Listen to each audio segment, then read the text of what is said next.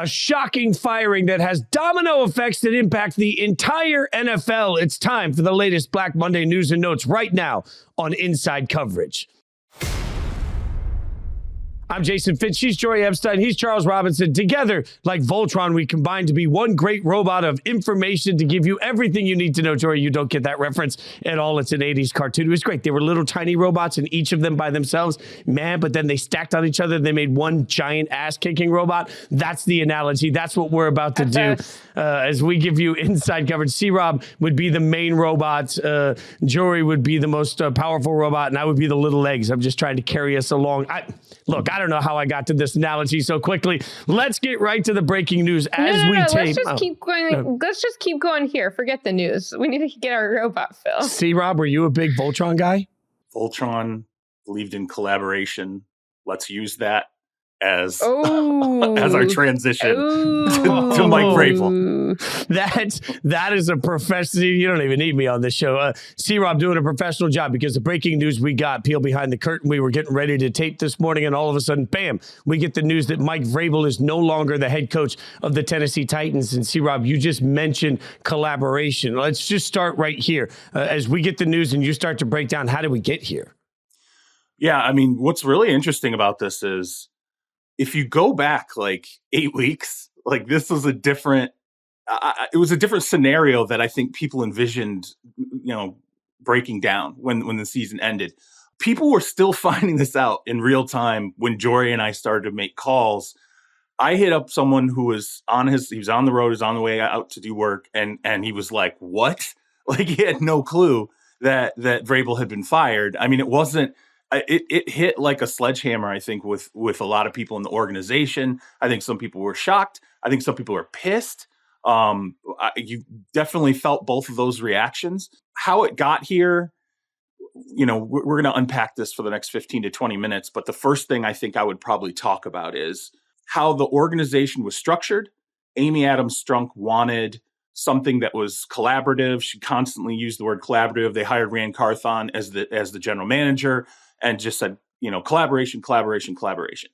Well, Mike Vrabel wasn't a big part of the Rand Carthon hire. It wasn't a very collaborative effort in that moment. Okay, so right there, your first shot at a collaborative moment, and the head coach, and who is the face of your organization, the power center of your organization, was not a big part of that hire. Okay, so there's that component of it. Okay, and the reason why I think this is important is Mike Vrabel, Bill O'Brien was Mike Vrabel's head coach in Houston, right? And had a very big impact on him. Bill O'Brien's head coach in New England was Bill Belichick. What that is it's a tree of coaches who believe that it's coach-centered power in an organization. There is a person at the top, and the power flows outward from that person, and it should be the head coach. The head coach should be chiefly involved in every single decision. They should have the final say in most decisions. And that was handed from Belichick to O'Brien. I think it was handed from O'Brien to Vrabel ultimately. Doesn't mean you can't coexist with other people in the organization. Doesn't mean that you can't have quote unquote collaboration, but there really has to be one person who's truly in charge of an operation.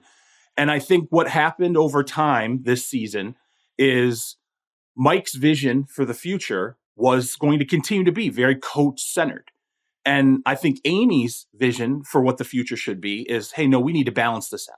It needs to be more of a partnership between a coach and a GM, and not really being one central person making a lot of these decisions.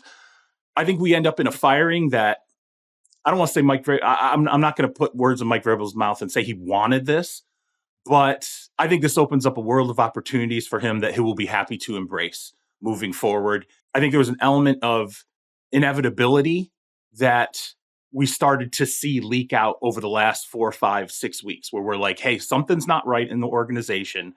You could see camps forming. You can see it now in the reporting that's coming out now. There's Rand Carthon reporters. There's Mike Vrabel reporters. You can see it in the messaging. That alone suggests a division inside the organization, that there are literally two camps of reporters reporting different things and some opposite things about the same situation. Yeah, I'm so glad you brought up that coach-centered idea, because as y'all know, I was in New England this weekend, and we'll get to more of the Belichick-specific reporting after we talk about the Titans. But what I think is so fascinating is Well, I agree it's coach-centered. I think it goes a step further, which is that someone needs the final say on personnel decisions. Someone needs the final say on the draft, and someone needs the final say during the year on what all is happening. And I think you have coaches like Belichick, like Vrabel, and I would even put Mike Tomlin in that group, even though he's not necessarily directly from their coaching tree, where we constantly are saying like, hey, Vrabel, Tomlin, they're really getting more wins out of their players than the talent might dictate. And then you have to remember, these are the guys that picked that talent for the most part. These are the guys who wanted these players because they're signing off on it so deeply. And so I think you really come to questions where it's not, to me, just about like coach centered. It's about these coaches don't want the personnel guys telling them what to do. And I think it becomes a personality issue, but I think it really becomes a philosophical issue. Now,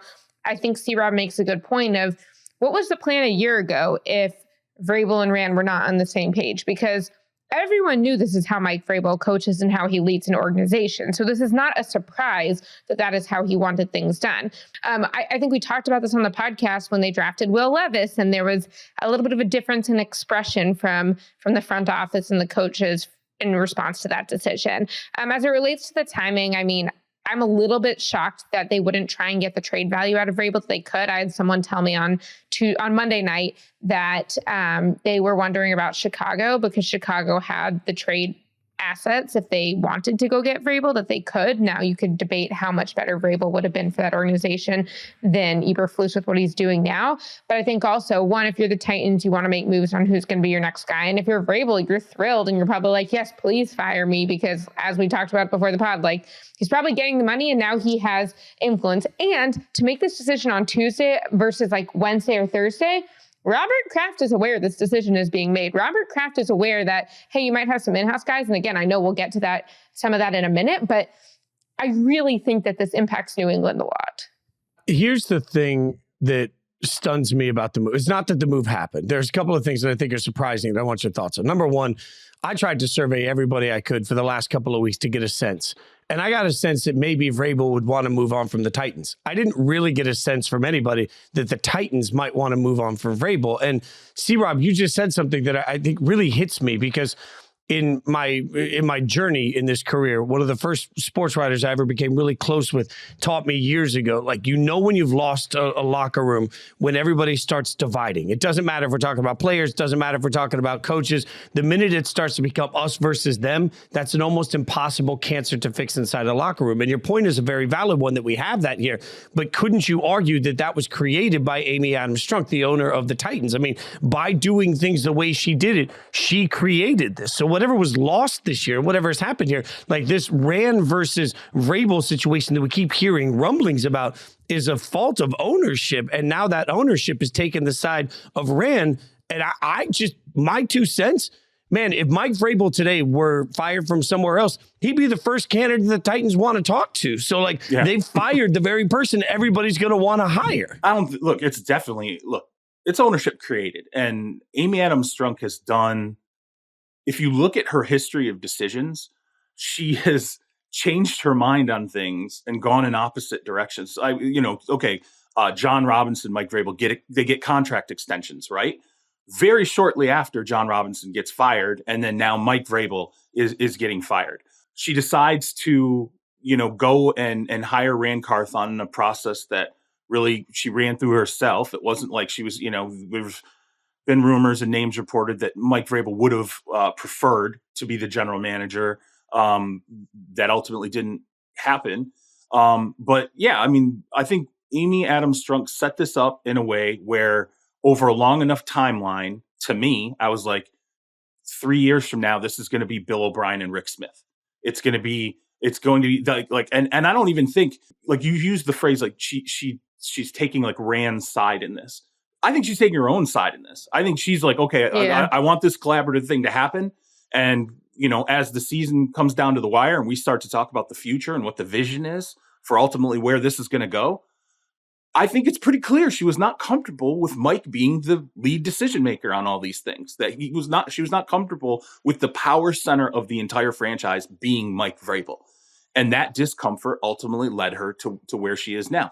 I don't know if there was look, you have different people in the building. They tell you little things about like what's going on between like Mike and Rand. I don't know how much stock to put in it because, again, the building was divided up, in who they thought they wanted to support, right? So you hear like, oh, so-and-so's not returning text messages, and this feels so passive aggressive, and how come this guy's never in his office? And I'm like, you know what, man? Like, I'm not going to go down this road because people are clearly, they've got their own emotions and thoughts invested into this. And I don't know that it wasn't like there's this big war going on behind the scenes. At least that's not how it felt to me. But it did feel like, yeah, it was getting tense. There was like, the outside idea of the Patriots coming in after Mike Vrabel, I think added some pressure to that. Then it created the question of like, well, does Mike want to be here? I do a weekly spot in Nashville radio. I had this criticism last week, not of like how a journalist approached it, but I felt like Mike should have been asked this idea of like, do you want to be here next year? Okay, that's an opinion. Just ask Mike, are you going to be the coach next year? Like flat out force him to say, I don't know. We'll see. Like, it's not in my hands. Ownership has to, make that decision. And then you can follow up with, well, is there anything lead you to believe you will not be the coach next? You can just, it's complicated. It's messy. It's something that you have to approach from really like at least two different vantages, if not three. How is Mike approaching this? How does he look at how the vision should be moving forward? How is Amy approaching it? What is her vision? And I don't think the two are on the same page. And then where does Rand fit in all of that? One thing I will point out, Rand Carthon's going to have a press conference today. He did not have a lot of press conferences since he took this job, right? There were a lot of moves that were made, and it was like Kevin Byard gets traded, right? Not a small thing in that franchise. And it's like, how is Rand Carthon not having the press or talking, out there talking to reporters about this? It was always Mike. Well, guess what? The baton's handed off now today because Rand's going to have a press conference today. It's going to be the start of this more collaborative front that they're going to be putting out there. And Rand's going to, I perceive this as the next coach being a Rand hire, a Rand and Amy hire. So this is already, we're seeing the direction they are taking is where they wanted to go. And I don't think that really fit with how Mike wanted an organization run. And you can argue what's better, what's are the more classical collaborations working better now than maybe in the past? Should NFL teams not be a one-person dominated operation? You can have all those arguments, but I think it is the difference of opinion on that ultimately led to this. The big question is, are they better off? Because you have this tension. I also had a source from another team who played the Titans in the last couple months and was like, you could kind of feel the weird vibes between the front office and coaching before we played them, even just down there on the field. And you definitely started to see the camps forming. But then the question is, how does that compare to what Vrabel was able to do and the impact he adds? And at what point does the tension bubble over so much that you're not able to get that benefit? But the question I always ask, and I talk about this with the Cowboys and Eagles right now. I know C-Rob, you wrote this week about whether Nick Sirianni could be on the hot seat based on what happens this weekend, or based on the trend that could not be reversed this weekend. And people ask questions similarly about what Mike McCarthy's future looks like if the Cowboys don't advance to the NFC Championship, given that he was brought in to take them farther in the playoffs. And I always go back to, if you are to bring somebody else in, how much better will they be for this organization? Ideally in the next 3 years, I would say. Like, if you bring Bill Belichick into Dallas, do I think that his resume is stronger than Mike McCarthy's? Of course. Do I think that in 2024, he's necessarily going to elevate that team beyond what Mike did, just putting in this offensive system this year, letting the coordinators do their thing, letting Will McClay do his thing on the personnel side? I'm not convinced of that. And so I think you have to ask yourselves, and I want to ask you two this question, are the Titans better off in the next 3 years without Mike Vrabel or with Mike Vrabel? And factoring in the tensions, factoring in the coaching, factoring in the personnel decisions. I would loudly, as somebody that I think I've watched more Titans football because of my ties to Nashville, and I also do the weekly hits there. I know the answer to that is no. I don't think there's a lot of appeal to this job. They don't have a particularly talented roster at this point. They don't have a passionate, like, there isn't this story. If you go in and make the sales pitch of the Titans, I don't think it's an easy or great one, frankly. I don't think that they put themselves in a better situation. And also, like, y'all, and C-Rob, you tell me what you think, but in my mind, I think hiring a coach is a crapshoot. It just is. Like a year ago, Houston was just despondent as a franchise because they couldn't get the coach right. And now all of a sudden, Texans are the place to be, right? Like, but the chances you're going to find your D'Amico Ryans, you're a lot more likely to find insert terrible coach here. I don't know. Like, I think Vrabel's going to be a hot candidate. If this is a divorce right now, and the one side of it, the Titans aren't all that appealing as a job. Vrabel over here single, everybody's lining up. Like, I think that, no, to answer Jori's specific question, I don't think it makes the Titans better. And I think wherever Vrabel goes, he can make a team better.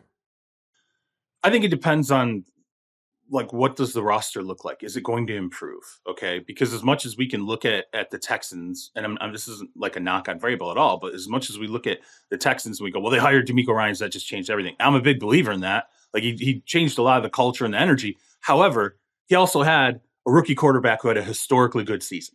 He also had an impact edge rusher as a rookie who was not there last season, right? He had health. He had Tank Dell in the 3rd round until he got hurt, being, a rookie wide receiver who was going to have more than 1,000 yards receiving, right? So there's an influx of talent that went in with the coach. So I would say, are they better off without Vrabel? Of course not.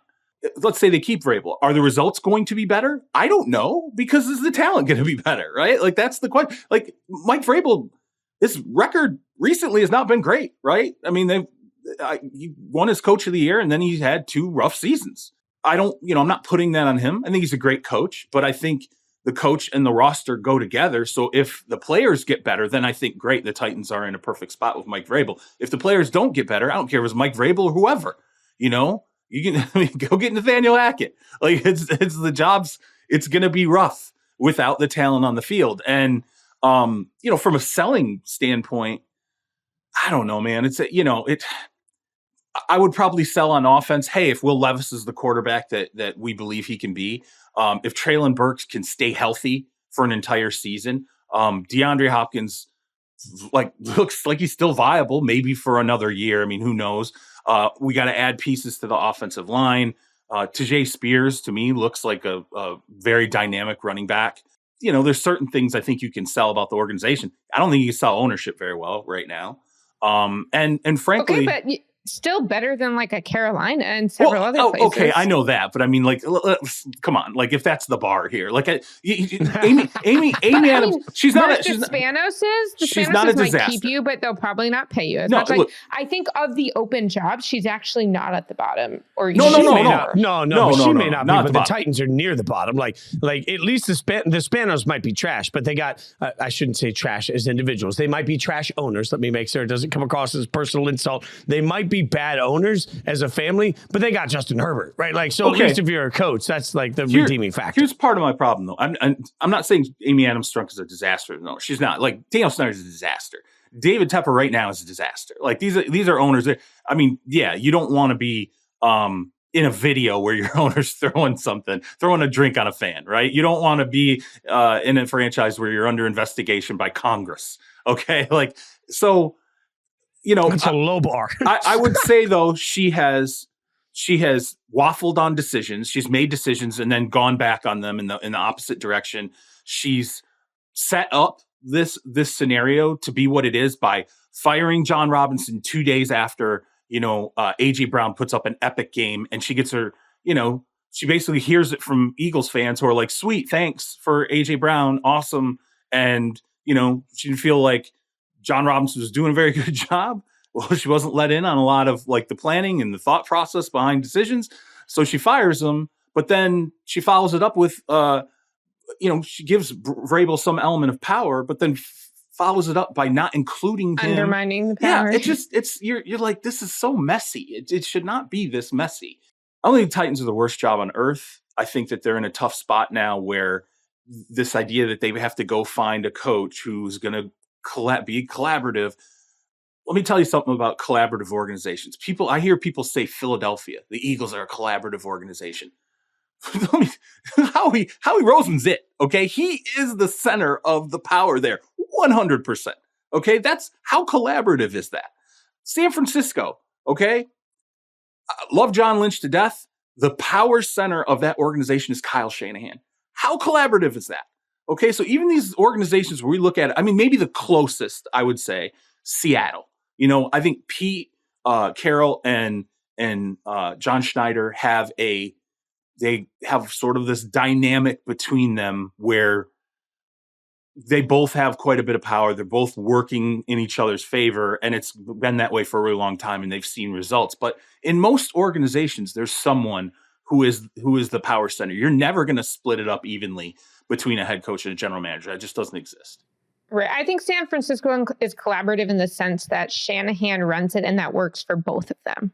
Right. Well, okay, that's fine, I guess. That's fair. I mean, I don't think. That's a way. Yeah. I'm not sure that's what's being sought here, though. Yeah. I think it's. Oh no, it's not. So I guess I would ask though, what do you guys think Vrabel wants next? How much is personnel control going to matter to him? What do you think is going to be most attractive to him?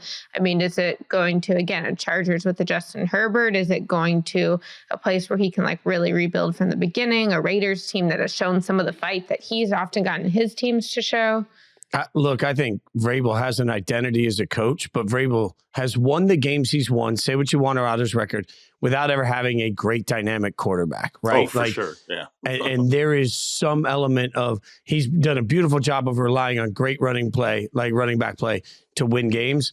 If I'm Vrabel and I know that this is a second shot with high expectations, I either want a quarterback in the room or I want a direct path to the quarterback, which is why, again, to me, New England makes so much sense, C-Rob, right? Because you don't have the quarterback, but you got the number 3 pick. So you're going to get a quarterback if you want one in a city that he knows, in a city that when he was inducted into the Ring of Honor, he waxed about how beautiful Boston is, how great the sports town is. Like I think the reason the Patriots make sense aren't just because of the rumors. It's because the number 3 pick in the draft and a culture he understands and a place that he knows. Like, I just think that marriage makes sense to me.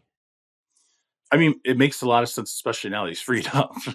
I mean, a trade would have been far more complicated. It would have dragged on far longer. And it gives, as Jori said, Robert Kraft an opportunity right now to know, hey, okay, I do have this there for me if it's ultimately what I want. Washington, isn't it? I think it's kind of an attractive franchise when you consider you're going to be able to draft a quarterback. Look at the offensive pieces already. Very good point there, in Washington. I mean, you take one of these. Take Drake May and put him on that Washington offense. I mean, you can probably get moving pretty fast. From what I know, and we've talked about this on the show, I think Mike is attracted to New England because of the ties there and the closeness of ownership. And for whatever reason, Dallas. I think, and maybe it's just Dallas. I'm not exactly 100% sure what he likes about Dallas. Let's see how things finish with the Cowboys. But he's going to be on. To me, it's natural he's going to be on a lot of lists. He's going to be on most every list. And, it's going to come down to, he could also take a gap year too, by the way.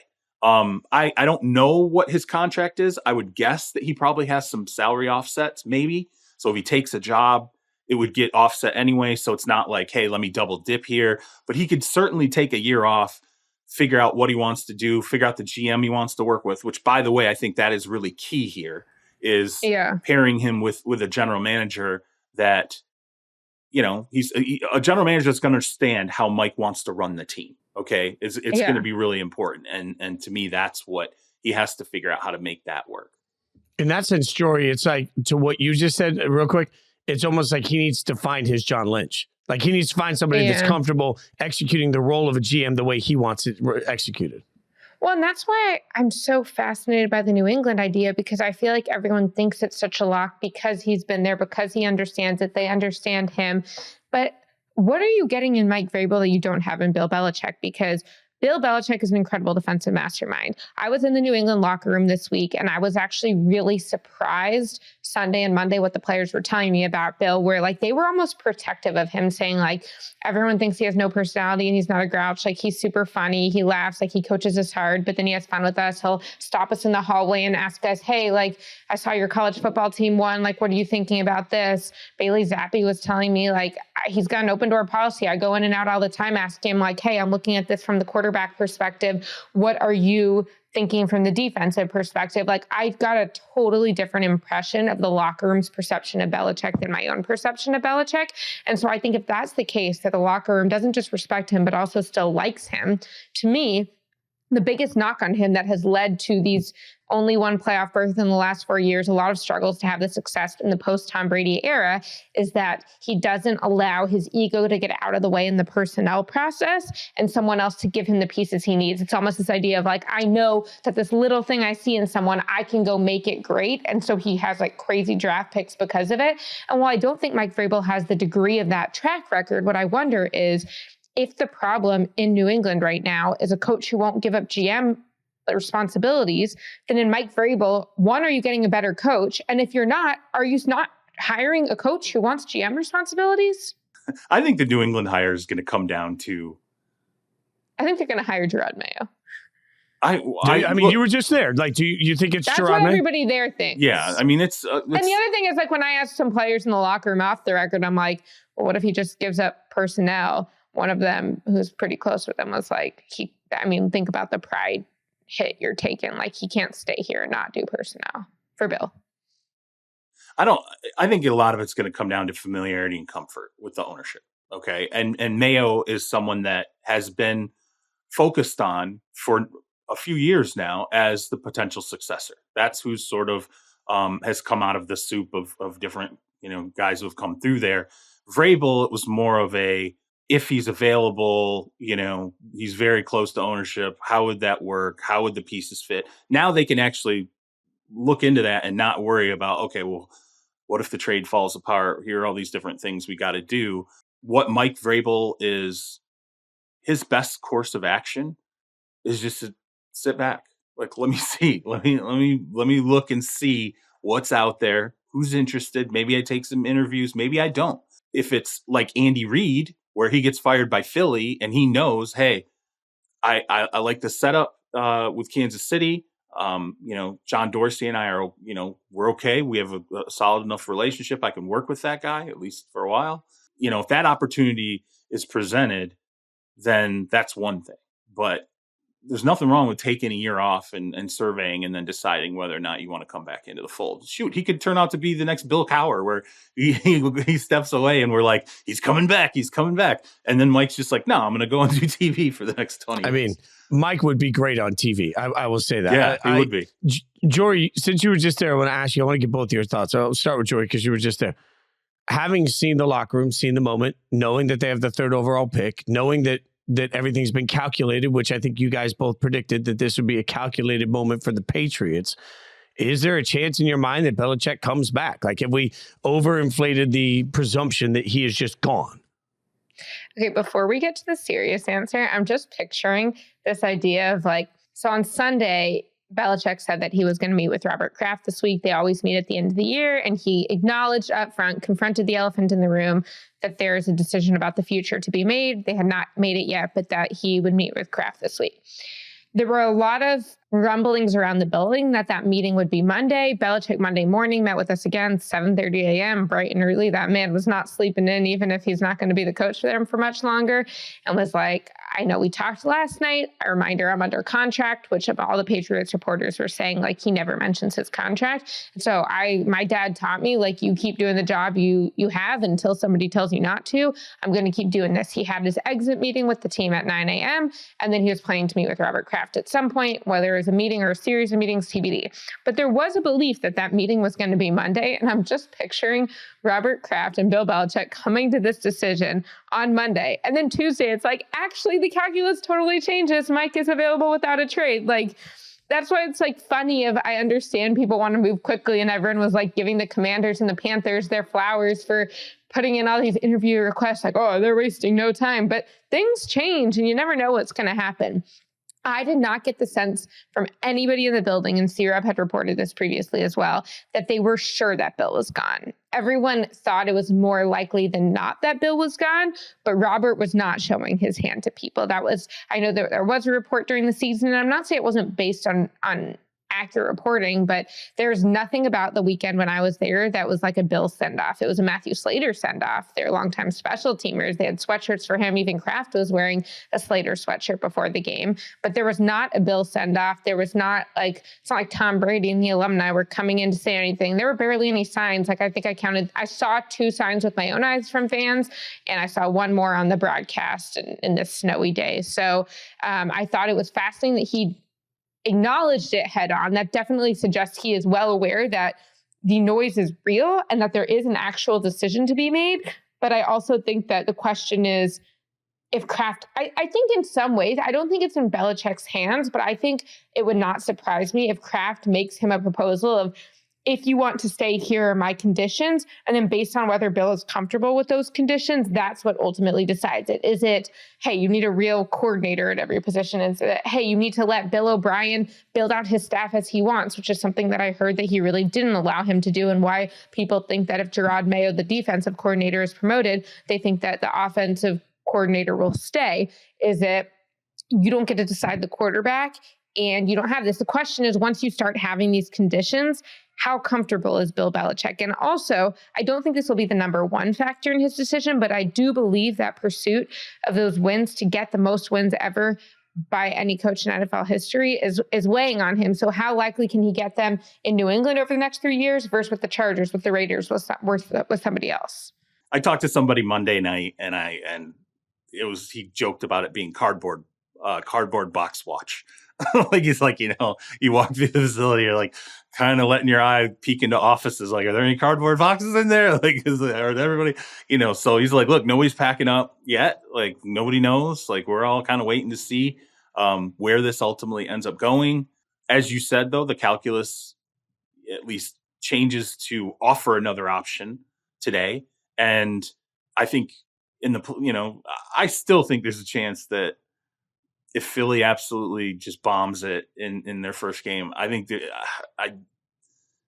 I'm less certain about Dallas. But I mean, I think if it's just a total, you just get bombed out of the first game and you're Dallas, I think there has to be a pondering on behalf of ownership there to go, all right, what does this mean? Like, are we okay with this? Does there need to be a change?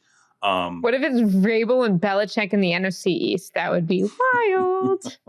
I can't imagine that. Okay, if you were the Eagles and the Cowboys each, you can pick both for both. You could have Vrabel, Belichick, or your current. Actually, forget the current coach. Which do you think fits better in each city? I think Vrabel's a great fit in Dallas. Like, A, personality wise, B, that's a player's organization. I just keep going back to this. Like, I know Jerry's a lot of guys. not going to give him the control he wants. No, but I know a lot of guys that have played for Vrabel. And that's why I lean back to this.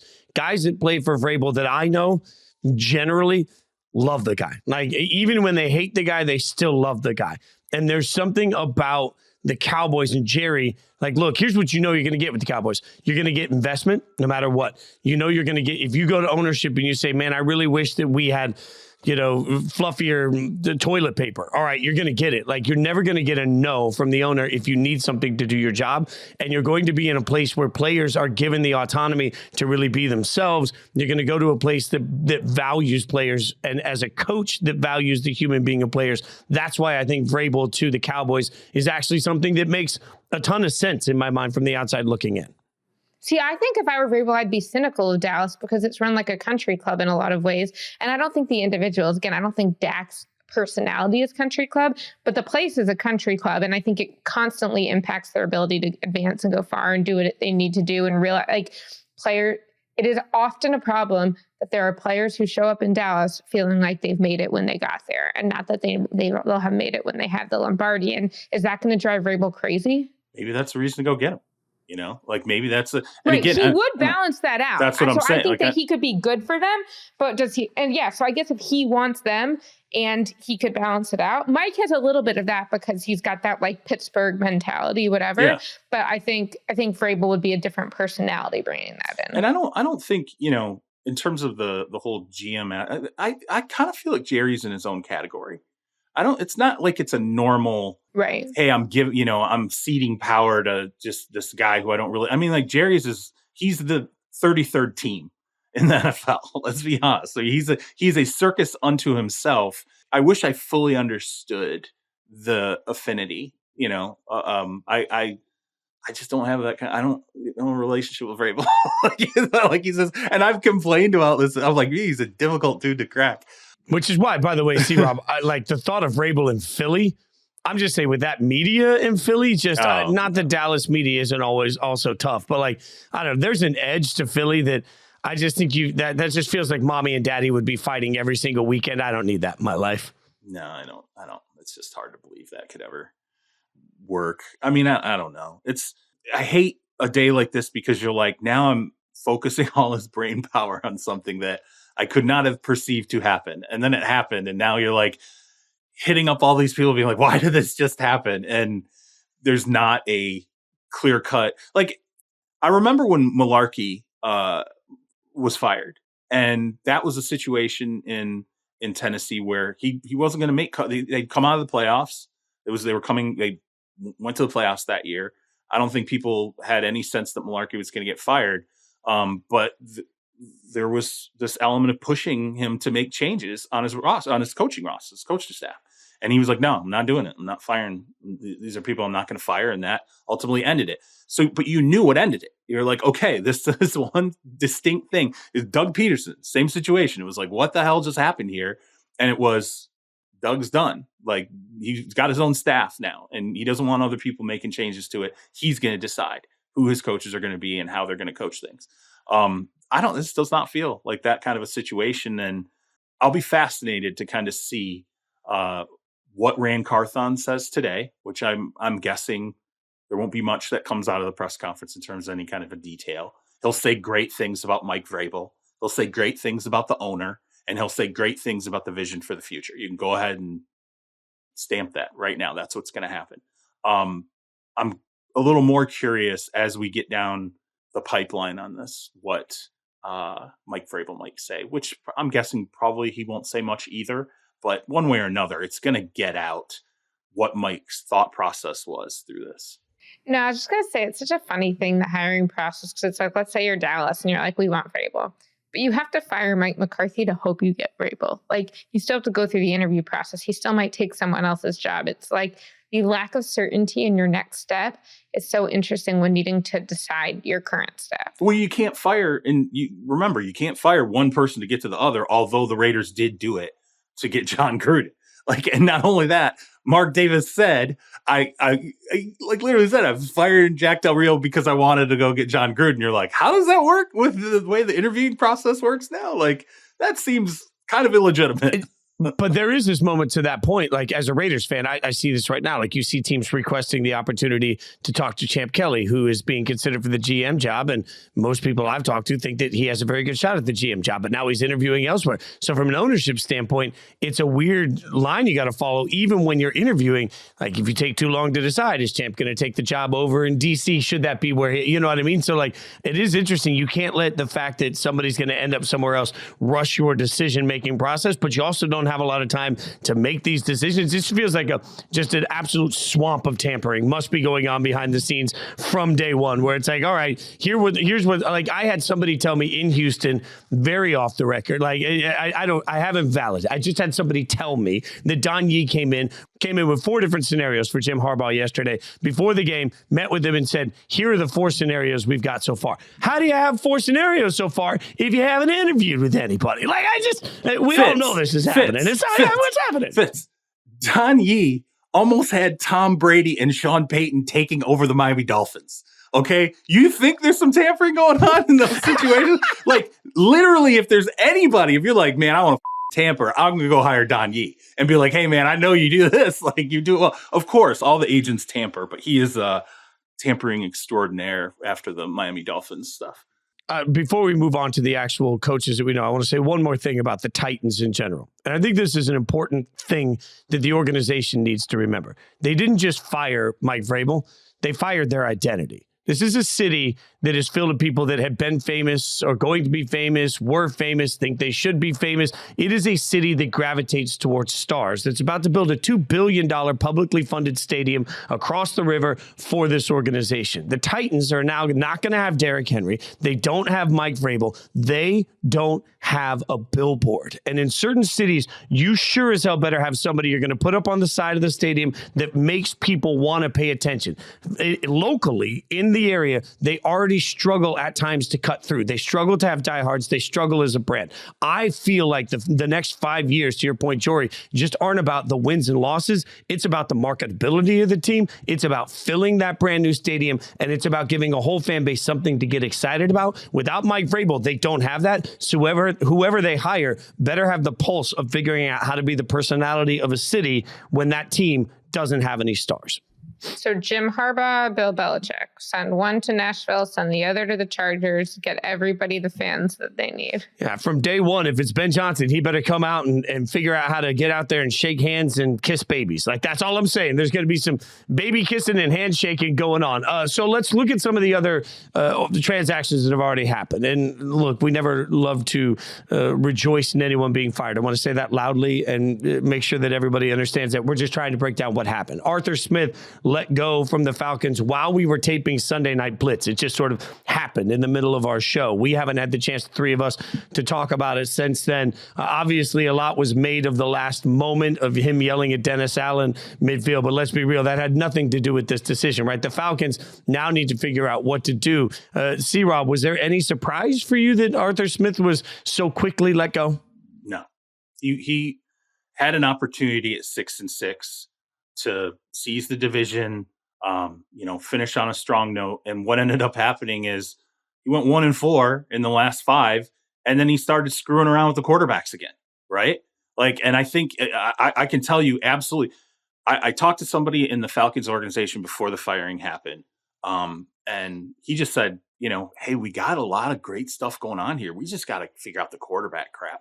We got to fix the quarterback situation, and that clearly, I think, resonated for Arthur Blank. And I just think it was the failure back to the same problems that they've had with Arthur Smith for 3 years, is just not being able to sort out what they're doing with a quarterback in a way that's meaningful, consistent. And remember, they really had sold Desmond Ridder, to Arthur Blank. Like, this is the guy. He's going to be the guy. Like, coming out of last season, they felt like he's going to take this massive step forward this year.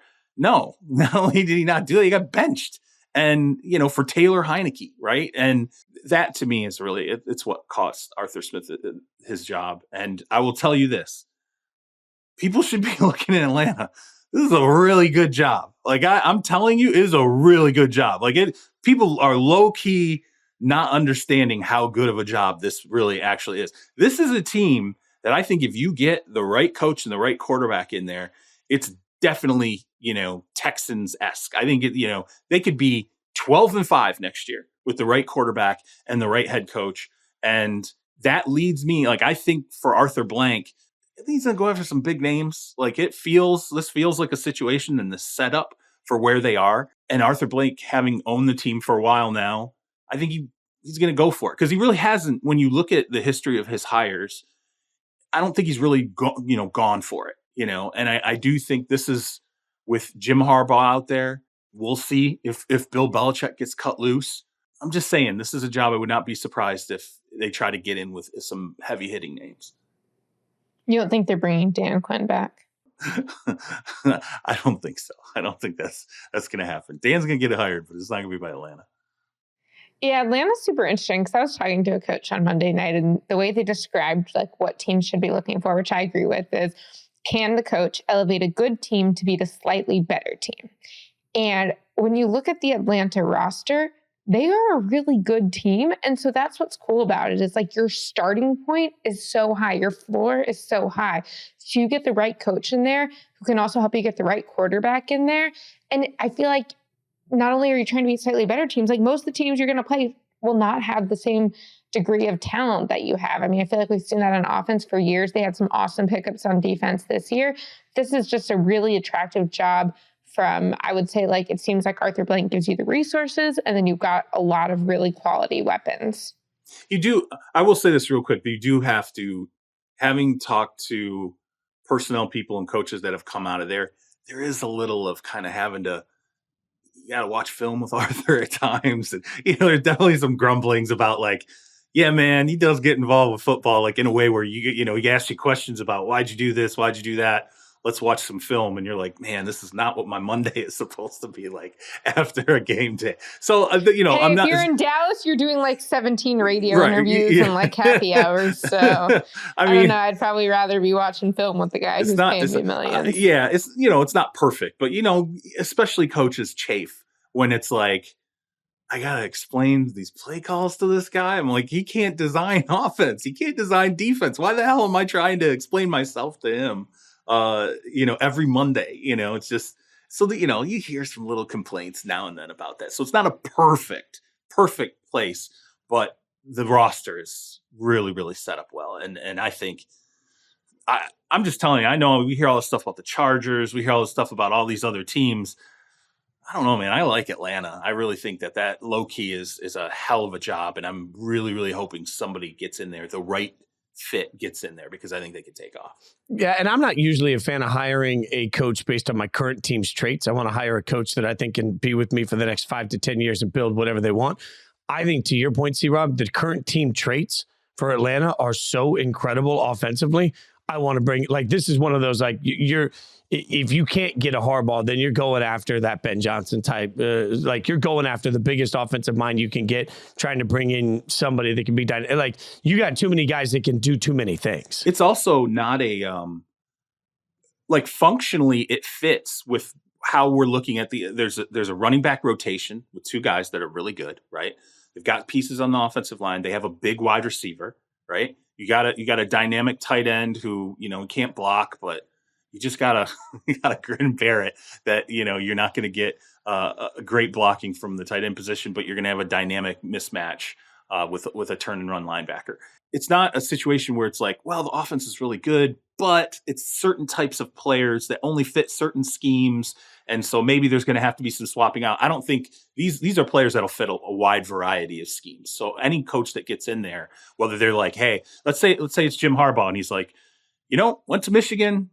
Everybody thought, hey, you got to do it this way. You got to have spread offenses. You got to do all these different things. Instead, I was like, I'm going to run it, and I'm going to run it. I'm going to run it. And then, we're going to throw in some trick plays, and we're going to have some RPOs, and, but then I'm going to run it, and I'm going to run it, and I'm going to run it, and I'm going to win a national championship. And then he did it. And like, we look at the NFL now, we're like, you can't win in the NFL just having a power offense anymore. You can't, you couldn't do what Michigan just did and bring it to the NFL level. I don't know. And if I look at Atlanta, I'm like, he could run it a lot with those guys. He could, there's certain elements of what Atlanta brings to the table that lean favorably into what Jim Harbaugh does well.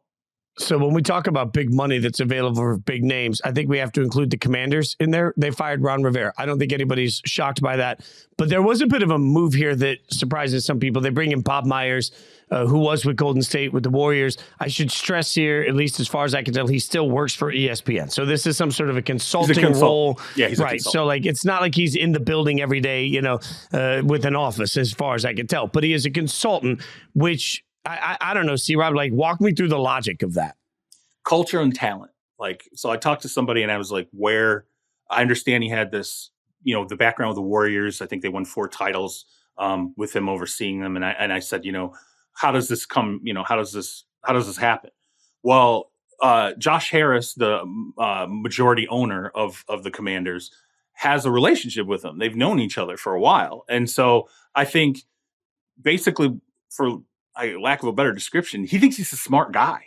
And he knows talent, and he knows culture, and he knows how to marry those two things when he goes out in search of a head coach. And so, as you said, it is a consultant position. Same with Rick Spielman, obviously the former Minnesota Vikings general manager. He's also playing a consultant role. Now, Myers is 100% running that thing, though, and then Spielman is aiding in the process. So, I think it's just, basically, you have an owner who thinks he's pretty smart, and he's like, I know this guy's really smart, and I know it's not necessarily, basketball and football are sort of 2 different arenas, but leadership isn't. Go out and find us the best leader you can possibly find who can create the culture here, like you did it with the Warriors. And so I think that's just a big part of a guy leaning into somebody he trusts.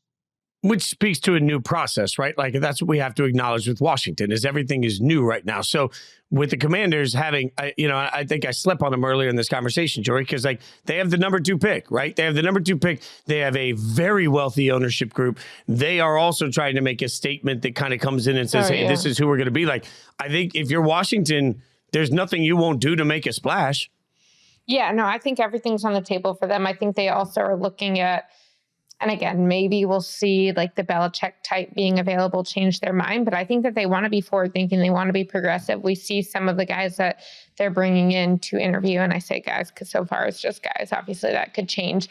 But we see a lot of like analytics, operations, salary cap people. Like Josh Harris is definitely not focusing specifically on scouting background executives for the type of people he's bringing in. And so I think that they will get a diversity of perspectives from the candidates that they're going to sit down with, which will be great for someone like Josh Harris, who is new to this process, with someone like the group that they're bringing in as consultants to understand where the league is at today. And then based off which direction they decide to go, hire a coach to match that personality and that vision as well.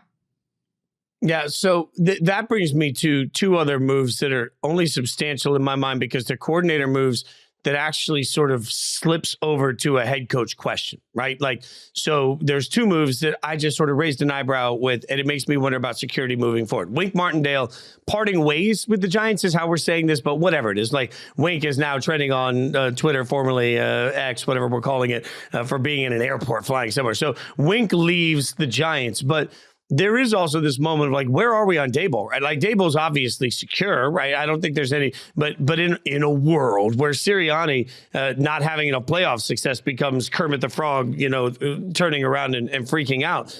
Should we be freaking out about Daboll? Because the Giants, frankly, today do not look anywhere near the way the Giants looked a year ago, right? Like, do they really know that they've got their right coach in place?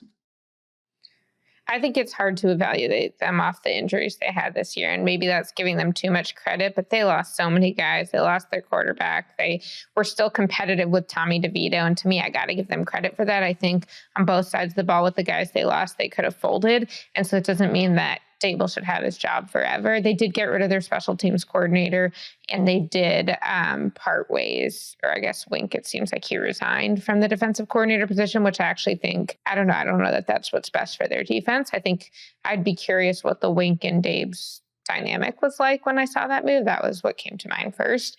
But I think they have a lot to figure out next year, including Daniel Jones. Is he their quarterback? If not, who's their quarterback, and how quickly can they get their franchise quarterback of the future in? What are they going to do with Saquon? But I feel like it's more a team that has a lot of decisions to make than a team with a coach who can't get it right. Dabes and Wink were this year's version of Mike McCarthy and Kellen. It was 2 guys going, yeah, not really working for the 2 of us together. And so let's just go ahead and part company here. And so it could have been a firing, right? But instead it's a resignation because you had 2 individuals that were clearly not on the same page at the end. And, Wink's going to have other opportunities, same as Kellen was. So when the decision went to be made, basically the agents are sitting there going, yeah, let's just, we don't got to make a big deal out of this and turn it into a bloodbath. He's going to go get hired as a defensive coordinator elsewhere. Let's just go ahead. Which I would totally hire him. Yeah. I mean, it's so, I would just say it's one of those situations, not the same in terms of like with Mike, there was the play calling dynamic. There was he was an offensive guy. Kellen was an offensive guy. He inherited Kellen. So, not a 1-for-1, but it's definitely a situation where internally both were just sort of like, yeah, we're good to part company. We're both going to be fine. Daboll's going to be safe. He's going to get another year. Wink's going to go get another DC job. Asking the question about, the Giants, you have to resolve. I mean, like Daniel Jones has got to be viable, because if he's not viable, I don't know what you do at this point. And what are you going to do with Saquon? Is that it for Saquon? And so I would say that Daboll enters next season on the hot seat, because you can't come out of, I don't think you can come out of the gate the way that he did and then just, lay 2 eggs in a row after that. Now, as Jori said, injuries factor. There's a lot of different things that factor. I was I don't want to say I was pleasantly surprised, but I thought, hey, they could have rolled over to Philly, right? They could have just and they didn't. They didn't were roll competitive over. in both and won the second. Yeah, they were competitive in both, and not only did they win the second, they basically forced Philly to just wave the white flag. It wasn't like Philly wasn't trying to win that game. It was the get right game. That's what I wrote about. This was a get right game, and also then a playoff implication game. They didn't know if the Cowboys were going to have the division locked up when they were playing. And the Giants came out and whooped their ass to the point where Philly's like, we just pull starters. Now, granted, Philly had some starters who weren't in that game. I get it. I don't want to get a bunch of people down my throat about, hey, a bunch of defensive starters were out there. Okay, fine. But it's, to me, when I looked at that game, I'm like, okay, the Giants were still up, to play this game. And we, when I first became an NFL reporter, I heard a veteran guy say, the RV's running in the parking lot. I was like, what the hell does that mean? he's like, it's over. They're like when the the team is quit at the end of the season, at the end of a bad season, and they're just going to get steamrolled the last game or two because the RVs run into the parking lot. And as soon as this is over, they're out the door and they're on vacation. That didn't happen for the Giants. So I think that's a positive for Daboll, and hopefully he can use that, to take some momentum into the offseason program. That's a positive for Dabes and Wink, which sounds like a buddy cop movie on TNT on Thursday nights. But that being said, No. Now I'm picturing them as the Home Alone guys. Oh my God! Oh, that's amazing. The Wet Bandits, perfect as the Home Alone guys. This is amazing. I'm just impressed that Jori has. Wait, have you actually seen Home Alone, Jori, or just? Yeah, like 3 or 4 of them when we were little. Oh no! God. I watched TV movies till I was 11, so that was pre 11 years old. So we're good. So what I learned is that my intellectual capacity now matches yours in 5th grade. That's what we've learned because that's fair. But we're a collaborative robot, so really we share the collective intellectual. Right, I'm the pop culture movie robot. You are the educated robot. All right. So one other coordinator change, but I'm not going to be as flowers with the team overall because you mentioned at least the Giants were still fighting. The Jags had everything to fight for in their season finale against the Titans. Everything was on the line, and they just got flat out beat. Now, they fired defensive coordinator Mike Caldwell. I guess, I just want to go straight to the head of the snake. Doug Peterson had a great year. Now he doesn't have a great year. Trevor Lawrence looked like he was going to rebound. I don't know. I know Trevor was hurt all year, but y'all this was supposed to be the ascension year, right? See, Rob, this was the year that they became a competitor with the elite of the AFC. And instead the Jags are sitting here watching the playoffs from afar. That just feels like an epic disaster. Yeah, I'm curious to see if there's a DC hire in mind. I wonder if Doug was hey, there's somebody who's coming free or somebody I'm going to have an opportunity at that I really want, because I didn't think Wink Martindale, ladies and gentlemen. Right. I mean, look, there was money invested defensively, especially into the front of that defense. Did I think it wasn't a world-beating defense at all? I think, and given the draft picks and some of the money that was invested, okay, I'd say I'd want more. But I'm with you. I looked at the end of the season, and yes, Trevor was hurt, but I'm man, there was, there's just some misfiring, particularly in that game. Where you got to win to get in, and you're playing the Titans, and that I was stunned. I can't believe Jacksonville lost that game, but I don't know how hurt Trevor is. I really don't, and I'm not. It's not a panic moment for Doug. What we saw last year, the growth, putting it together up to a point in the playoffs last season, was leading me to believe that, hey, this is going to be the next big stride forward season. And in some ways we saw it. But again, once Trevor got hurt, it's hard for me to evaluate how much that really threw this thing off the rails. There were other little things that bothered me. You take a running back in the draft. It was a 3rd round pick for Tank Bigsby, I think. And he's your 3rd running back by the end of the season. There's just certain things they draft, Brenton Strange, the tight end, you draft, I think it was a 2nd round pick. And you're just some of the decisions made roster wise to the pieces they added. I'm God, man, I hope these guys have better 2nd year campaigns than this draft just had in the 1st year. So I don't know. I'm not going to panic just because Trevor got hurt. It's if Trevor doesn't get hurt, I think there's a chance that they don't even need to play a play-in game that last week of the season. And then we're maybe feeling completely differently about Jacksonville's situation. But if Trevor, how Trevor played when he was hurt, sailing balls. I mean, there's still some inaccuracy at times downfield that blows my mind where he misses guys. And I'm like, why is that happening? If that continues into next season, then yeah, I'm probably worried about the Jacksonville Jaguars. But right now, they ran into a bad injury at the wrong time. I don't have a sense of what's wrong there, but I want to ask you guys, when you look at what Trevor has done in his career, from the first year with the Urban Meyer nonsense to total turnaround the second year to now we've got a bit of a regression, what can we learn from his few years that teams should take into account when they draft the guys in this year's class? I mean, simple answer to me on that is when you are drafting a quarterback at the top of the draft, you have an absolute responsibility from day one to make sure that you trust the coach in the room to develop that quarterback. Like, no matter how good the quarterback is, like, I think we assign bust to players so often without actually sitting back and saying, okay, what was the situation around them and how did it help? Like, Mahomes is Mahomes in part because not only did he have Andy Reid, but obviously he got to sit for a year and learn everything that you need to know about being a starter. Like, he's credited repeatedly what that meant for him to learn from Alex. Like, okay, this is how you prep your week. This is what you should be eating on which day. Like, little stuff like that. So often young quarterbacks are put in terrible situations, but with bad coaches that just don't bring the best out of them. And like, even Trevor Lawrence needs to be developed to be ready for the NFL. Like, most quarterbacks are not coach fixers, so coaches better not be quarterback ruiners. I think it's consistency and like you said, the fit. You make sure you have the right head coach, and not only that, I think make sure you have the right OC, and then keep that tandem together with them at least through 3 years, so that you get a nice consistent line of what the offense is, how you're teaching it. There's that element of collaboration between the head coach and the offensive coordinator that's very quarterback focused. That to me is just so key. And which is why I'm like, with what happened with Urban Meyer, I don't know how much that screwed up his trajectory, the growth curve for him. It might have screwed it up more than we really fully realize. And that's why we're still talking after year 3, like, man, he really hasn't put it all together. Like, we're still sort of waiting for this big, moment where he becomes this, concrete top 5 quarterback without question. Maybe that happens in year 4. I think clearly there's been enough of a growth in year 2 and 3 to still believe that he could have that in him.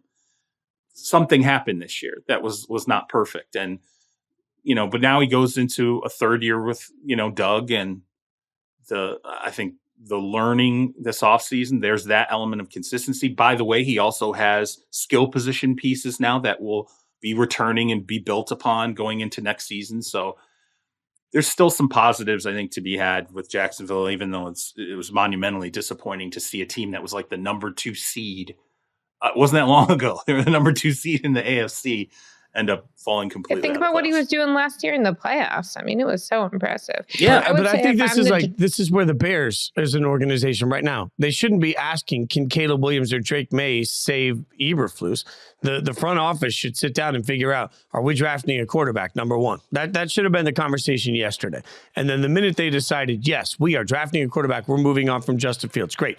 Stop right there. That's it. Now, the next question is Matt Eberflus and Getsy, are they the 2 people that can get the most out of that quarterback? Because I don't need that quarterback to save their jobs. I need whatever coaches come in to make sure that quarterback is great. And if the answer to that is no, I'm firing everybody. If I don't in the building believe that the coach and OC can make the most out of my number 1 overall pick, I'm firing everybody and I'm bringing in somebody that can. Because if you got a quarterback, you got a chance. It's a different version of how owners, some owners are like, do I have a Super Bowl winning quarterback? I don't. Okay, then that's not my guy. Then let's go get another one. It's do I have the right coach to develop my Super Bowl winning quarterback? Oh, I don't. All right. Well, then that's not the right. So it's definitely a big element there where you have to lean into, and it's rough. Like it's hard to look at it in such black and white terms. But I think the 3 of us, if we went down the list, there would be a number of quarterbacks where we would resolutely agree that it's definitely not going to be a Super Bowl winning quarterback, right? It's, it was probably only 7 or 8 in the league where we're like, yeah, absolutely, that can be a Super Bowl winning quarterback. I don't know that there's 15 that we really truly believe that with conviction. Yeah, and I think if I'm Jacksonville, I'm saying, hey, I'm picking up Trevor Lawrence's 5th-year option this offseason, but I'm not giving him a contract yet. I think like that's the balance. Yeah. But the fact that we're saying that compared to what we said about Trevor Lawrence when he was drafted, that's mind-blowing. That is that's a reminder as everybody, myself included, starts obsessing over Drake May, Caleb Williams, Jaden Daniels, all this. Like, nobody was more can't miss than Trevor Lawrence. And now it's like, yeah, they'll pick up his 5th-year option, and then we'll just see where it goes. It's wild. All right, we're back Thursday. I'm back Thursday with Zero Blitz. C-Mac's back tomorrow with Exemplist. We keep working all week. We're around. Even though the season's over, we're not going anywhere. Follow us on social media, at Charles Robinson, at Jori Epstein, at SJ Rochelle to get to Stone. He's our producer doing God's work behind the glass, and at Jason Fitz, but only if you liked what I said. If you didn't like what I said, then tweet somebody else. C-Rob, tell everybody how they can continue to support Terez Paylor's amazing legacy. Please check out breakingt.com/Terez for your all juice tier hoodie. Remember that proceeds from that purchase go to support the scholarship in Terez's name at Howard University. You can also contribute to that scholarship directly, as well as the scholarship in his name at Missouri, if you check out our podcast description.